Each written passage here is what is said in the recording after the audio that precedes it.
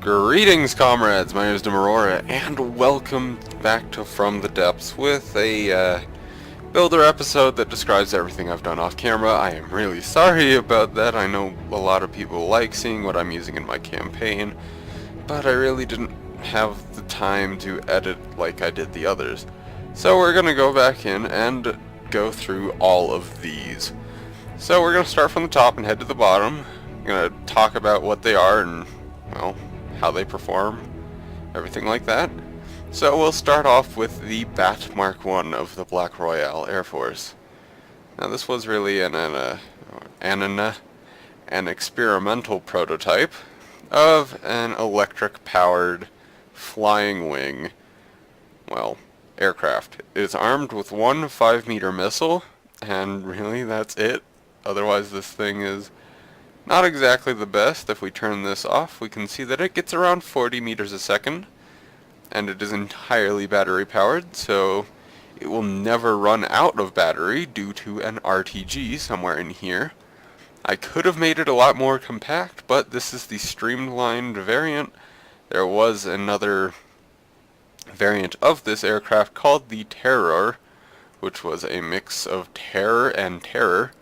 So it had TEARROR, and it didn't exactly go too well, but the bat is still around, and it may be used. I do not entirely know, because again, it's not the best. It only has a 5-meter missile, and, well, it's pretty slow, honestly, but for a battery-powered little jet, I think it's just fine. So we're going to let it fly around, actually, just to save some space. I'm sorry, bat. But now, let's continue on. We have one of the most well-known things in my arsenal, honestly. This is the Kamikaze Mark I. This is not entirely my design. I have retrofitted this thing to hell, so it's a bit my design, I guess. But, yeah, not much of the credit goes to me, honestly. But this little sucker, as we shall demonstrate, I have demonstrated before, but this version is armed with 8 tactical nuclear warheads. So when it hits with this massive amount of frame loss, yeah, it lifted the Marauder out of the water. So, Marauder, if you could just stop existing, that'd be fantastic. Now, continuing on, we have from the Black Royale Coast Guard, the Sentry Mark I. This is the satellite balloon that you guys saw before. It's meant to fly high, relies on no power, it just floats away on its balloons and sits there. So that is how we see the map. Otherwise it's good for nothing. So you're out of here, have a nice day.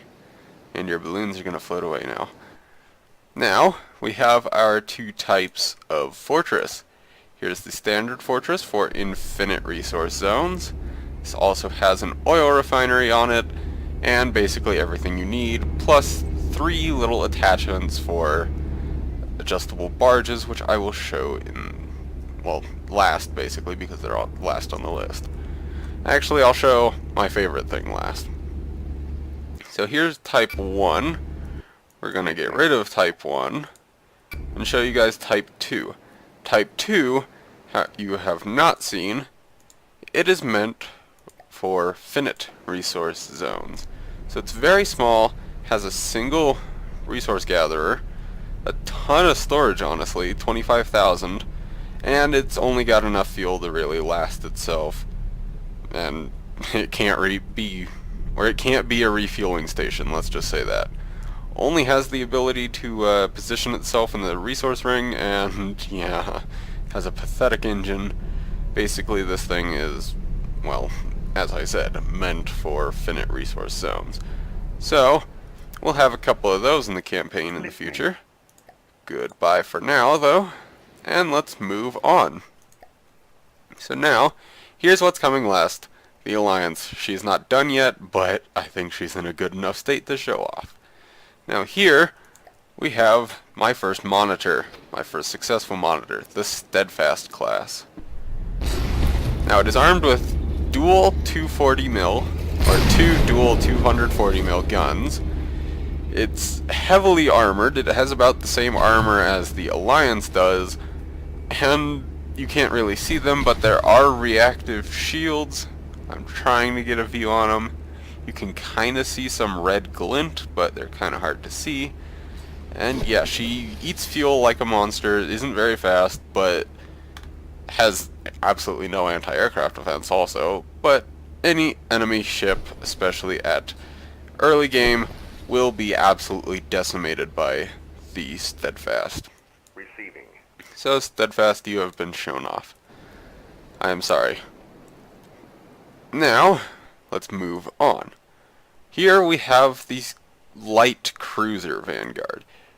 It was going to be a heavy cruiser, but after several incidents and realizing that it is really frickin' small, I have decided to make this little guy a light cruiser. I do believe it is armed with 150 mil guns.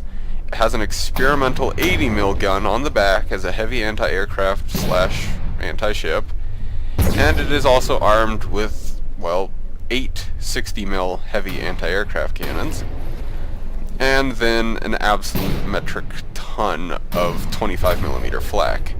I do believe there are 16 of them, but I'm not entirely sure. So take that with a grain of salt. This thing is heavily defended. I have a picture of a Steadfast that got murdered by an experimental ship of not my design. And basically it got turned into an aircraft carrier, but was still floating just fine, even though it survived nearly 80 missiles. Yay. So this will be one of our heaviest starting ships. It's also one of my favorites in looks so far. So, we're going to pull you out of play first, so you don't lag the hell out of my game when I take you out of play. And as you can see, it killed the AI of the Marauder. Now, moving on, we have the, by now, pretty well-known Aurelia class destroyer. I'm not too happy with the way it looks, but I can definitely change it. It is armed with 8, or basically 2 quad 60 mil. What is with my frame rate right now? You happy? Okay, it is armed with 2 quad 60 mil. I used to call these 76s, but they are 60 mil. I'm not insane. And 2 dual 25 mil anti-aircraft guns. This is one of my favorite ships because of the, or it's my favorite armed ship just because of the interesting gun layout. Normally I would have done either a dual 100 or a single 100, but I decided, hey, why not try something different? So I did a quad 60 mil, and I love how it came out. So there's the Aurelia class, and I might as well just pull in her sister ship with her. So here is the guided missile destroyer Hellfire. As you can see, it is an Aurelia, but I removed the rear mount and put in 3-meter missiles. So these things are very short range, but they lock onto targets and they don't get thrown off because they have a camera. So these are very short range, very agile, and mostly meant for anti-aircraft. So these two are kind of a staple of early game, I would say. Now let's take them both out, and I'm sorry, Aurelia, you're going first. Receiving. Then I'll take your sister ship with you.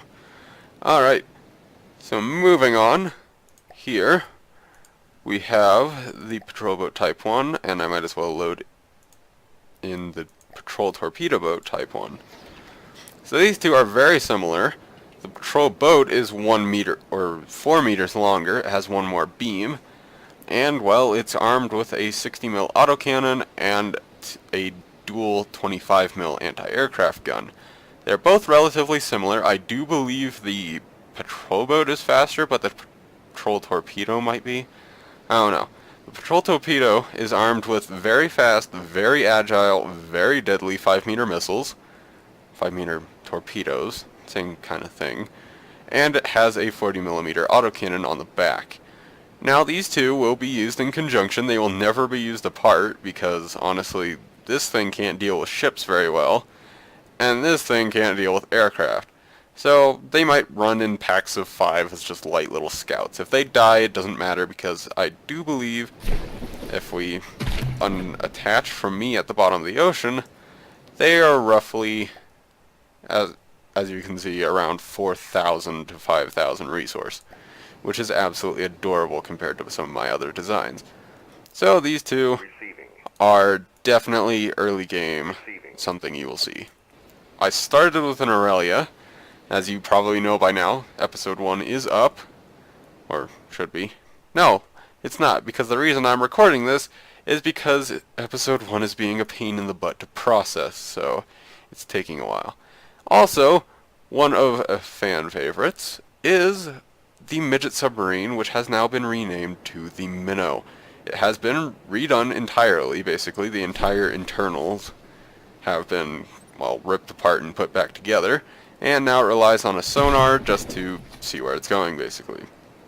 It is the same midget sub you saw in episode 1 of season 2, I believe, and it contains 5-meter, very dangerous torpedoes.